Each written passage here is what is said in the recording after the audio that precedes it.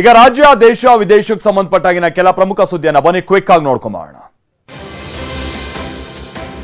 POCSO ಕೇಸ್ನಲ್ಲಿ ಮಾಜಿ CM ಯಡಿಯೂರಪ್ಪಗೆ ನೀಡಿರುವ ಮಧ್ಯಂತರ ರಿಲೀಫ್ ತೆರವು ಕೋರಿ ಸಲ್ಲಿಸಲಾಗಿದ್ದ ಅರ್ಜಿ ವಿಚಾರಣೆ ಮುಂದೂಡಿಕೆಯಾಗಿದೆ. ಡಿಸೆಂಬರ್ 18 ಮಧ್ಯಾಹ್ನ 2:30ಕ್ಕೆ ವಿಚಾರಣೆಯನ್ನು ಮುಂದೂಡಿ ಹೈಕೋರ್ಟ್ ಆದೇಶಿಸಿದೆ.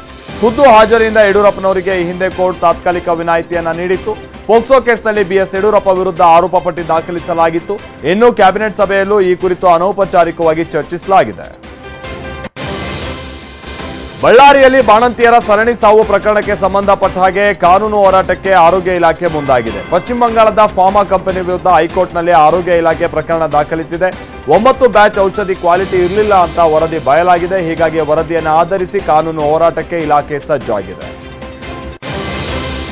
ಸಭಾಪತಿ ಜಗದೀಶ್ ಧನಕರ್ ಪದಚ್ಯುತಿಗೆ ಗೊತ್ತುವಳಿ ಮಂಡನೆ ವಿಚಾರವಾಗಿ ಇವತ್ತು ಕೂಡ ರಾಜ್ಯಸಭೆಯಲ್ಲಿ ಗದ್ದಲ ಕೋಲಾಹಲ ನಡೆದಿದೆ. ನಾನು ರೈತನ ಮಗ, ವಿಪಕ್ಷಗಳ ನಡೆಯಿಂದ ಕುಗ್ಗೋದಿಲ್ಲ, ವಿಪಕ್ಷಗಳ ನಡೆ ಸಂವಿಧಾನಕ್ಕೆ ಅವಮಾನಿಸಿದಂತೆ ಅಂತ ಜಗದೀಶ್ ಧನಕರ್ ಹೇಳಿದ್ದಾರೆ. ಇದಕ್ಕೆ ರಾಜ್ಯಸಭೆ ವಿಪಕ್ಷ ನಾಯಕ ಖರ್ಗೆ ಕೌಂಟರ್ ಕೊಟ್ಟಿದ್ದು, ರಾಜ್ಯಸಭಾ ಸಭಾಪತಿಗಳು ಕಾಂಗ್ರೆಸ್ ನಾಯಕರಿಗೆ ಅವಮಾನಿಸ್ತಾ ಇದ್ದಾರೆ, ವಿಪಕ್ಷಗಳನ್ನ ಗುರಿ ಮಾಡೋದಕ್ಕೆ ಬಿಜೆಪಿ ಸಂಸದರನ್ನ ಪ್ರೋತ್ಸಾಹಿಸ್ತಾ ಇದ್ದಾರೆ ಅಂತ ಆರೋಪಿಸಿದ್ದಾರೆ.